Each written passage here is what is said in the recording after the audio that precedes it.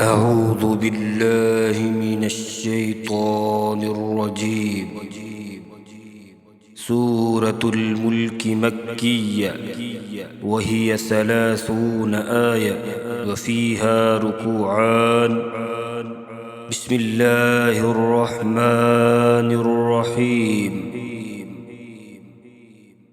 تبارك الذي بيده الملك وهو على كل شيء قدير. الذي خلق الموت والحياة ليبلوكم أيكم أحسن عملا وهو العزيز الغفور.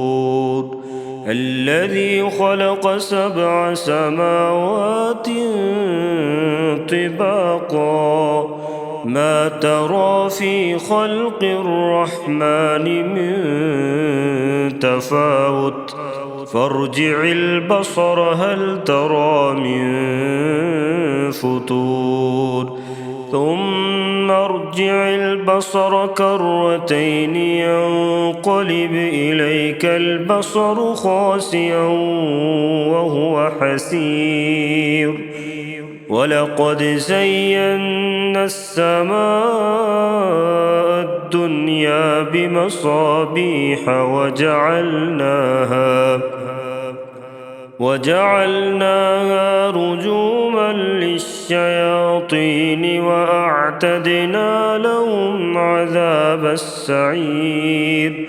وللذين كفروا بربهم عذاب جهنم وبئس المصير. إذا ألقوا فيها سمعوا لها شهيقا وهي تفور، تكاد تميز من الغيظ، كلما ألقي فيها فوج سألهم خزنتها ألم يأتكم نذير. قالوا بلى قد جاءنا نذير فكذبنا وقلنا ما نزل الله من شيء إن أنتم إلا في ضلال كبير.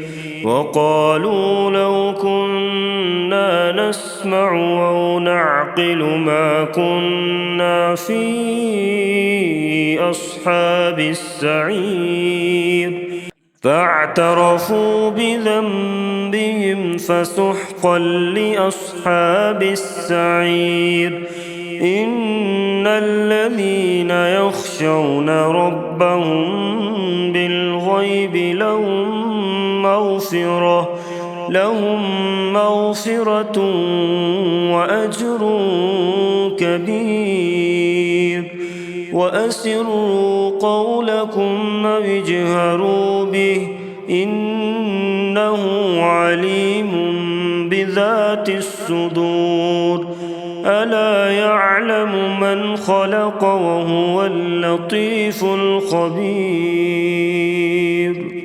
هو الذي جعل لكم الأرض ذلولا فامشوا في مناكبها وكلوا من رزقه وإليه النشور.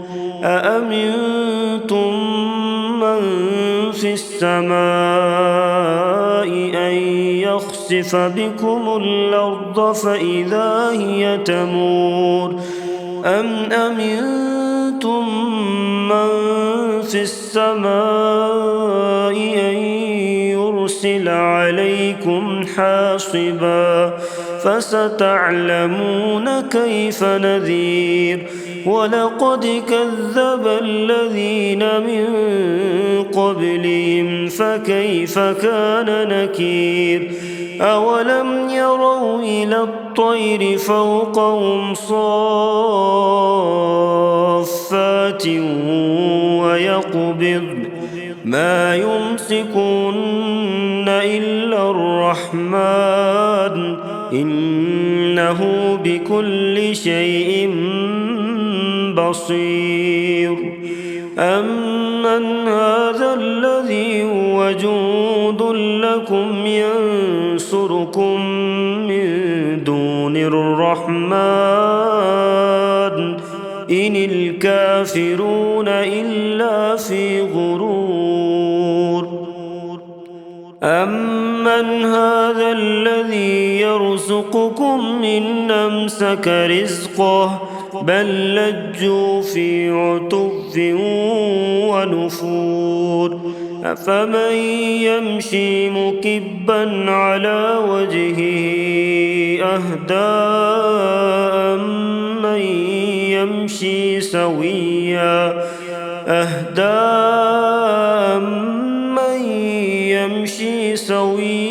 على صراط مستقيم قل هو الذي أنشأكم وجعل لكم السمع والأبصار والأفئدة قليلا ما تشكرون قل هو الذي ذراكم في الأرض وإليه تحشرون ويقولون متى هذا الوعد إن كنتم صادقين قل إنما العلم عند الله وإنما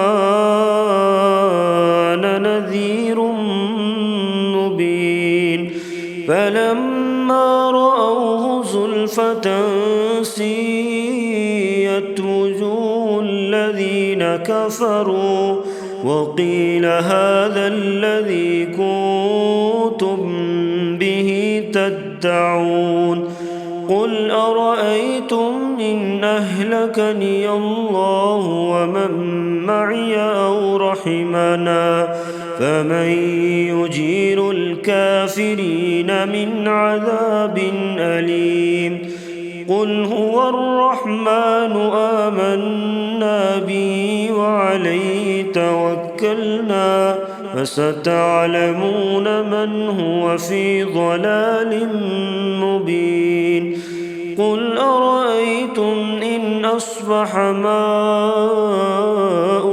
غورا فمن يأتيكم بماء معين صدق الله العظيم.